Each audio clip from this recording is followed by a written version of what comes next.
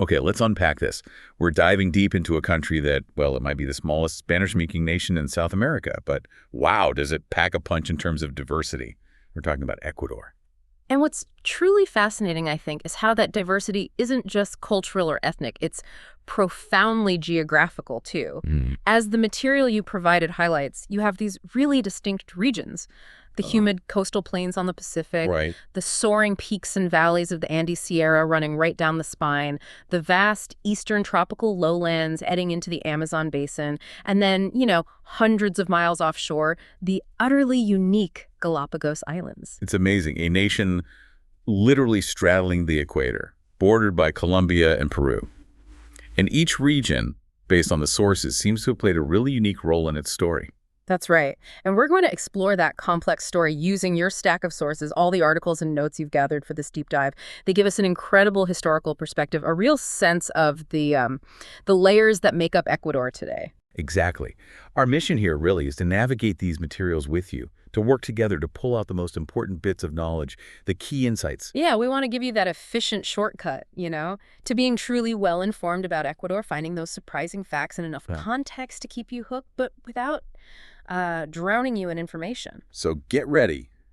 Our journey, guided by these sources, is going to take us way back to Ecuador's ancient roots, then through centuries of huge change and struggle, conquest, colonialism, independence, right up through the political upheaval, the economic challenges, those powerful social movements we read about, and even touching on some future possibilities mentioned in the material. And this exploration is really tailored for you, helping you see not just the sequence of events, like what happened when, Right. but why they matter, how they connect, and what they tell us about the fundamental tensions and strengths of this nation. Okay, let's jump in. So where did the sources start us off? Way back, Right at the beginning. The sources emphasize that long before the Spanish even showed up, the territory that would become Ecuador was home to diverse, ancient settled communities. Okay. They point to groups like the Caras and, crucially, the powerful Inca Empire, whose reach definitely extended into this region. So not an empty land by any means. Not at all. Scattered remains, archaeological evidence all over the place, according to the material. They testify to pretty sophisticated social structures, vibrant cultures that existed there millennia ago. Okay, here's where it gets really dramatic, I think. The Spanish conquest. The sources you provided pinpoint this happening in the early 1530s. And what's striking is that it happened right in the middle of this devastating civil war within the Inca Empire. Yeah, over succession, after Emperor Huayna Capac died. So that internal conflict between his heirs, Atahualpa, and his rival, the sources present that as a critical vulnerability. Exactly, a vulnerability that the Spanish forces, notably led by Francisco Pizarro, were able to really exploit.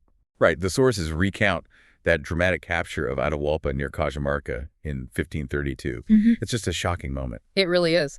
And despite Atahualpa apparently being able to summon huge numbers of warriors and offering that legendary ransom, filling a room once with gold and twice with silver, Incredible. the Spanish executed him anyway, Right. brutally, by garroting in 1533. Wow.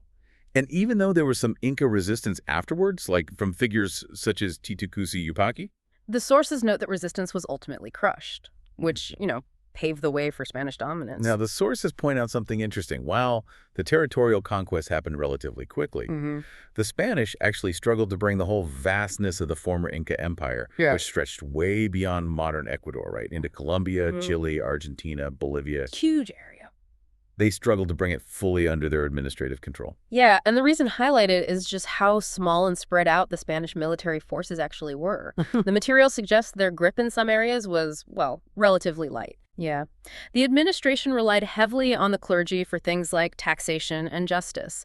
And that, combined with some lingering loyalty to the Inca dynasty in places, apparently even allowed groups like the Jesuits to keep considerable influence in parts of the region way into the late 1700s, according to the sources. That's fascinating. So the colonial period then, the region initially fell under the viceroyalty of Peru, based in Lima. Right, the big one. But then in 1717, it gets shifted into the newer viceroyalty of New Granada up in Bogota.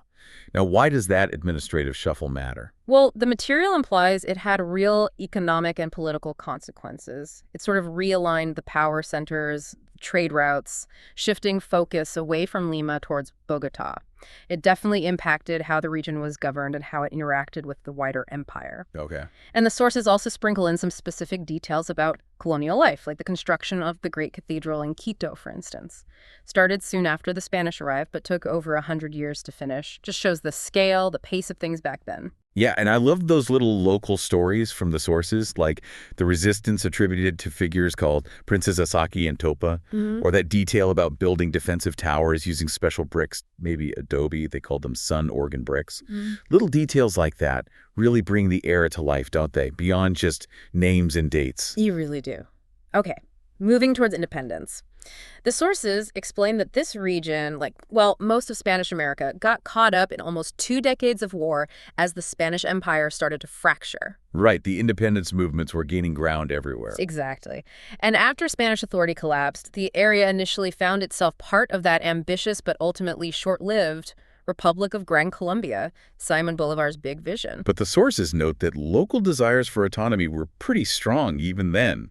Guayaquil, the big port city, had already set up its own independent government back in October 1820. That was 2 years before the wider region's declaration. That's a key point. And Ecuadorian independence from Spain was formally declared on May 24th, 1822, after some crucial battles secured the territory. Now, here's a critical theme the sources keep coming back to.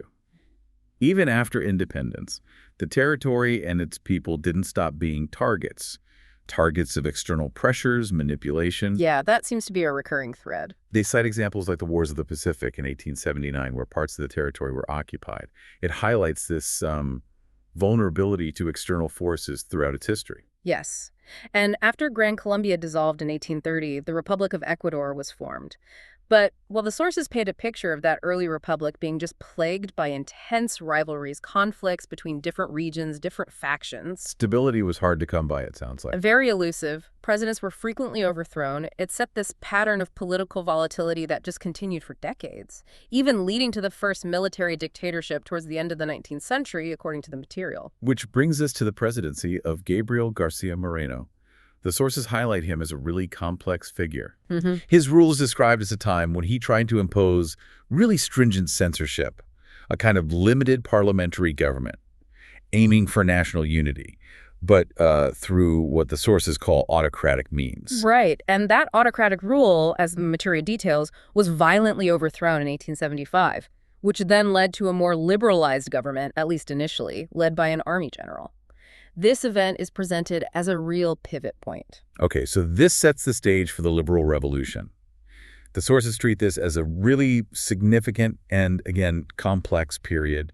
Seems like it's subject to ongoing interpretation. Very much so. Some perspectives, as presented in the sources, see it as this decisive break from the past, a time when this group, calling themselves liberal, achieved dominance, political, economic, social, cultural dominance, and drove these long-lasting transformations in the country's structure. But it's debated whether it was a complete break. Exactly. The material explores different interpretations. Was it a total rupture from previous patterns, or were there significant continuities that kind of carried over into later periods? It's described as an era just full of deep meaning for understanding Ecuador, constantly being revisited and reinterpreted even today. Interesting. It's a fascinating connection the sources make, linking this historical understanding to more sort of postmodern ideas about how history itself is constructed. A central figure tied to this period is General Eloy Alfaro. The sources identify him as a key leader of the liberal movement, became president. Right. But his assassination in 1912 is presented as this major turning point. It effectively caused the Liberal Party to lose its grip on power, didn't it? That's how the sources frame it. And this volatile period saw all these different political factions vying for influence, including the formation of a conservative Christian socialism movement that was explicitly aimed at countering the perceived hostility of the liberals. Wow. Okay, moving into the 20th century. The sources highlight several major challenges.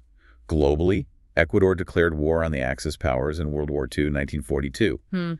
But critically for its national identity, its sovereignty, the sources detail the 1941 conflict against Peru, sometimes called the Second Paquisha conflict. Right, and that had major consequences. Huge.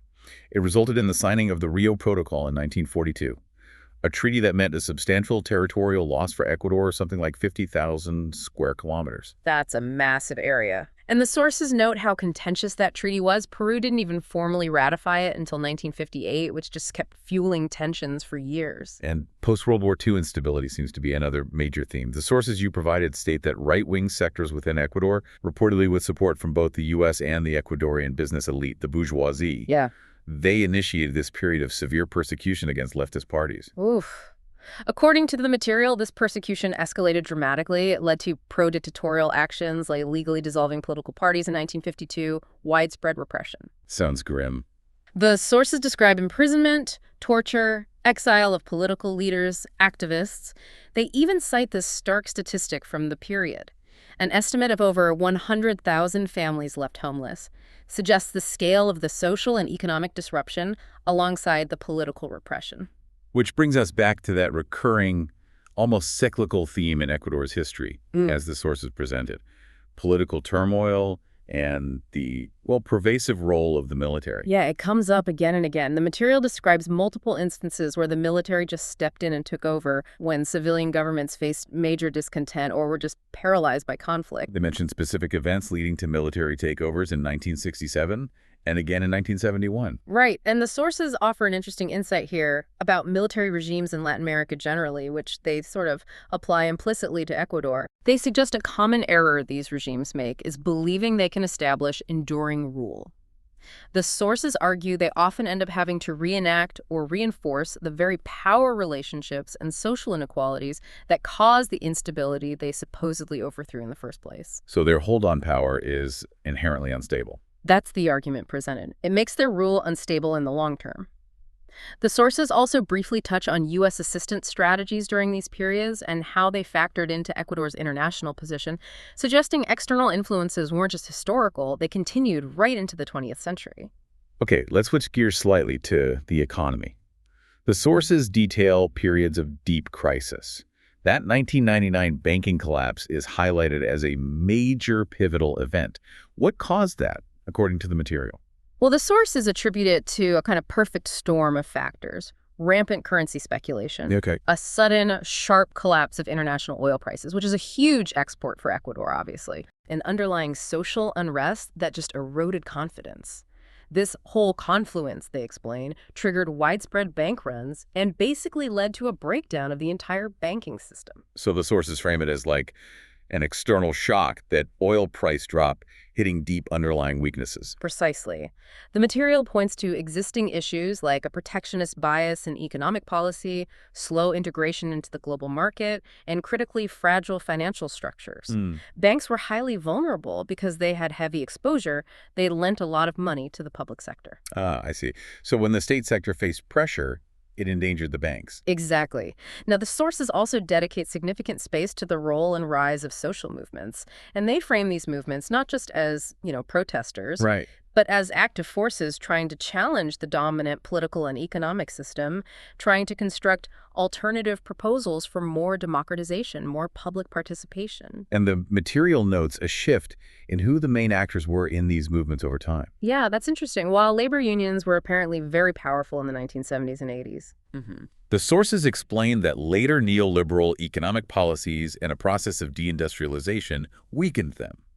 And this, according to the material, created space for new actors to emerge really strongly in the 1990s, particularly the indigenous movement. Right, represented notably by CONGO. That's the Confederation of Indigenous Nationalities of Ecuador. That's the one.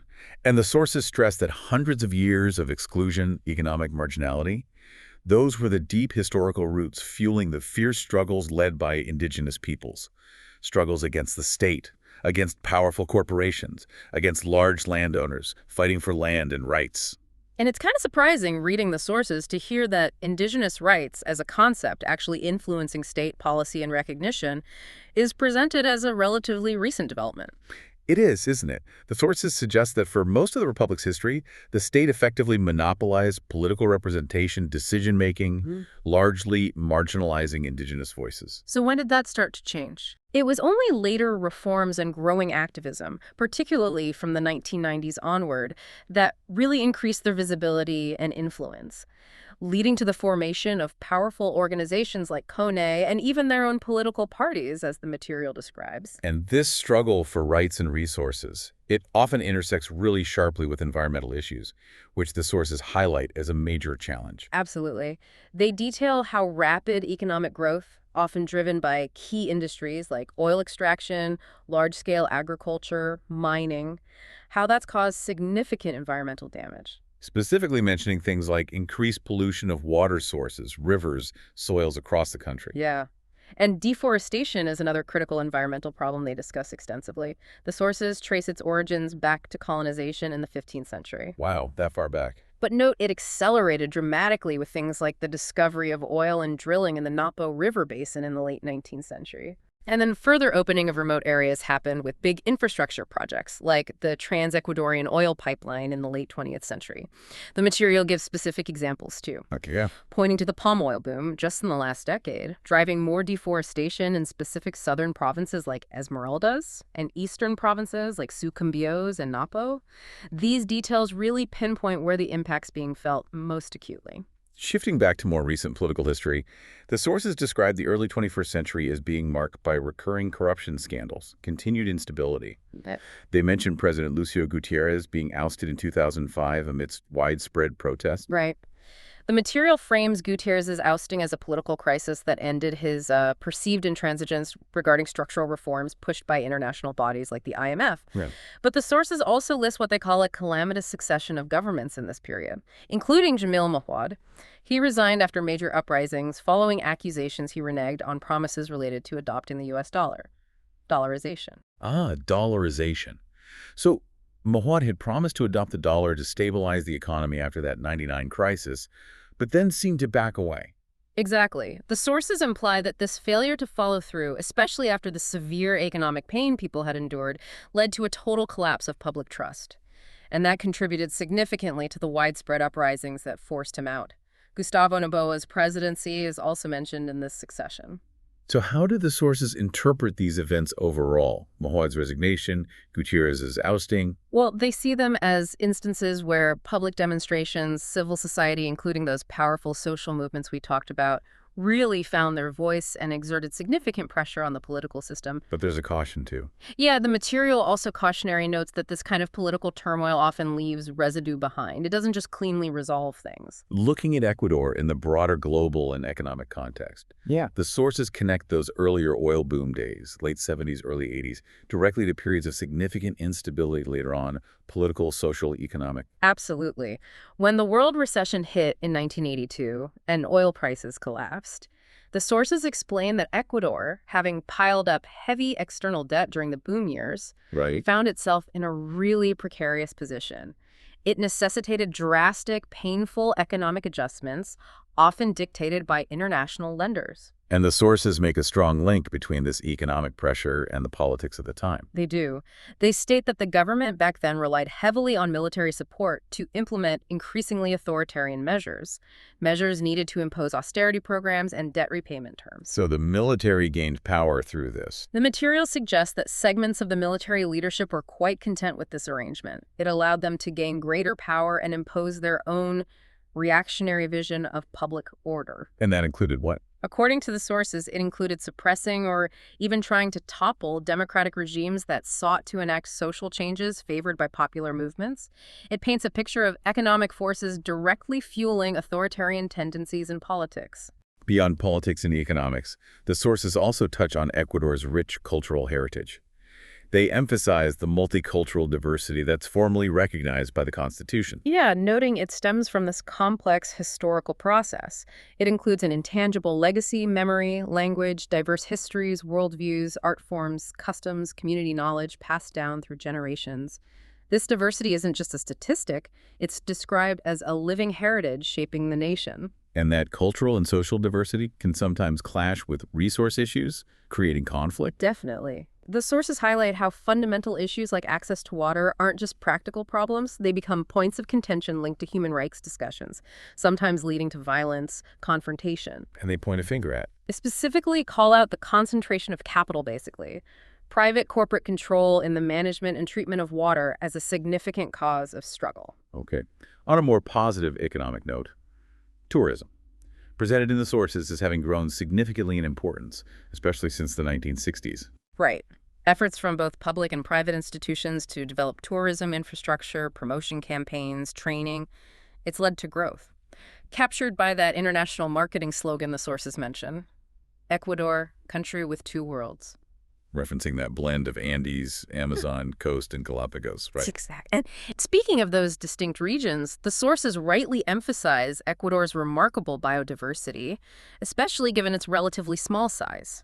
It hosts numerous unique ecosystems across the Pacific coast, the Andean highlands, the Amazon basin. The material points to specific flora, like that hardy paramo grass in the high Andes, and fauna, like the guanacos found in some areas. But, as we touched on earlier, this incredible biodiversity is under significant threat. The sources provide some pretty stark figures, stating that over 90% of the original western lowland humid tropical forest has been transformed, primarily by human activities, agriculture, oil and wood extraction, mining. Over 90%, wow. And the situation's critical in the eastern lowlands too, the Amazonian part. Also critical, the sources estimate that around 80% of the lowland tropical rainforest there has been lost since human settlement.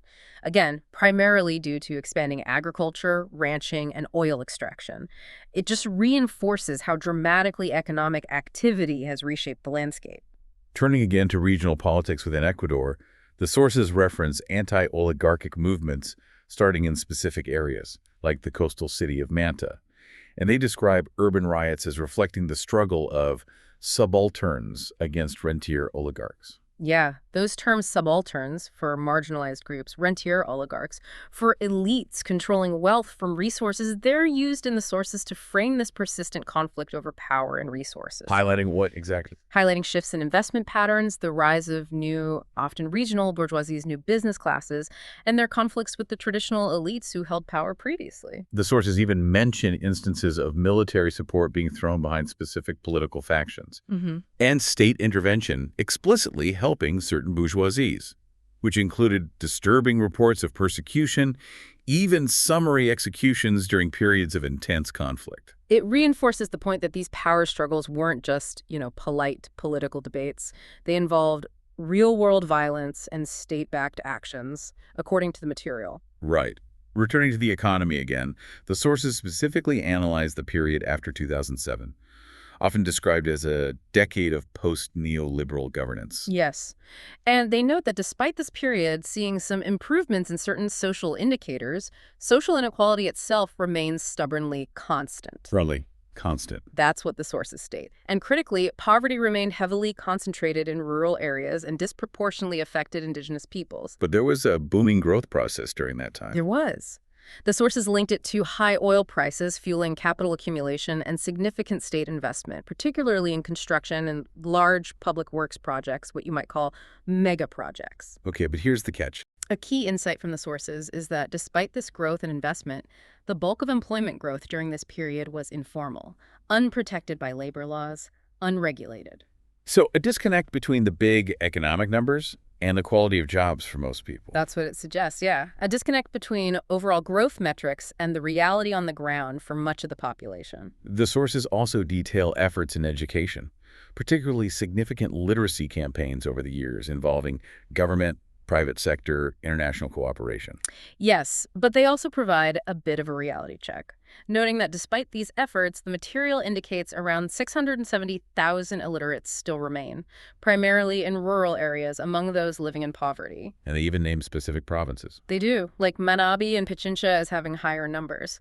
Though, curiously, they note provinces like Guayas, Azuay, and El Oro provided less support for literacy efforts, according to the sources. That level of detail gives a clearer picture of where these challenges persist.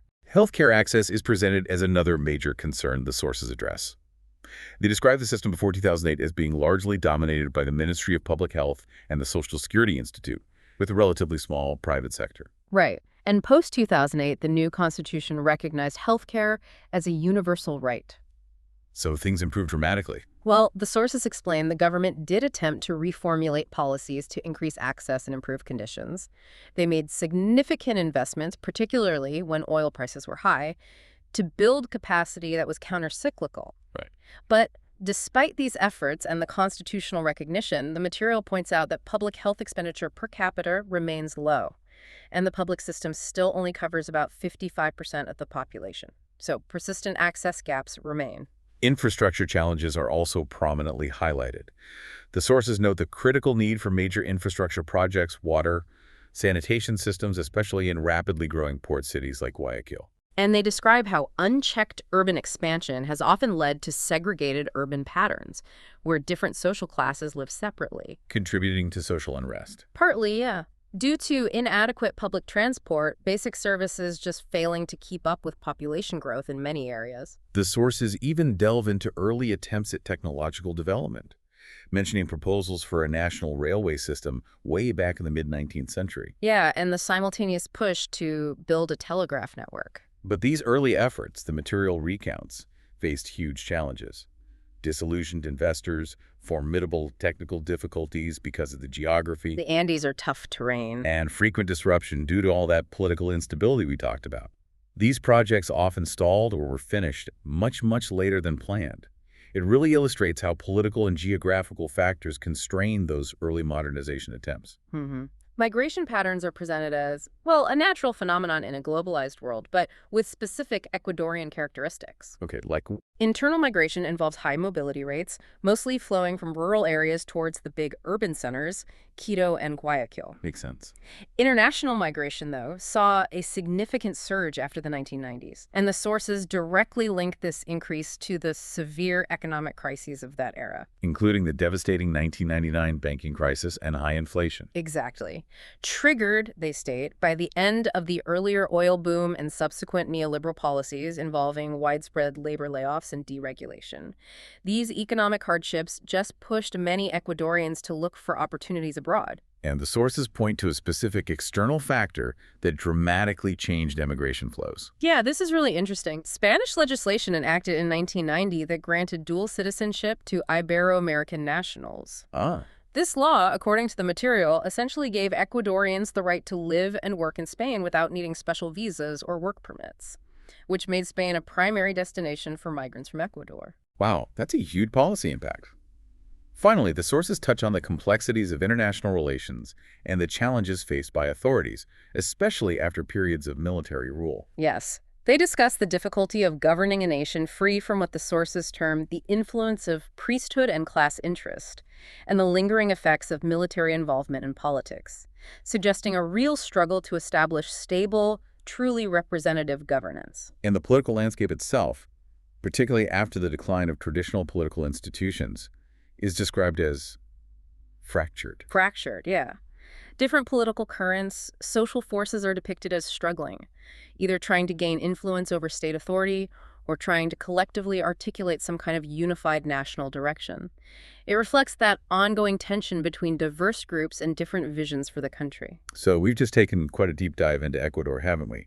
Exploring its long, layered history based entirely on the sources you provided. We really have. We've journeyed from ancient civilizations through the seismic shocks of Spanish conquest, navigated centuries of colonial rule. Examined the fierce struggles for independence, wrestled with those periods of intense political turmoil and recurring military intervention. Analyzed devastating economic crises, the vital role of natural resources like oil, highlighted the powerful emergence and persistent fight for rights by social movements, especially indigenous peoples.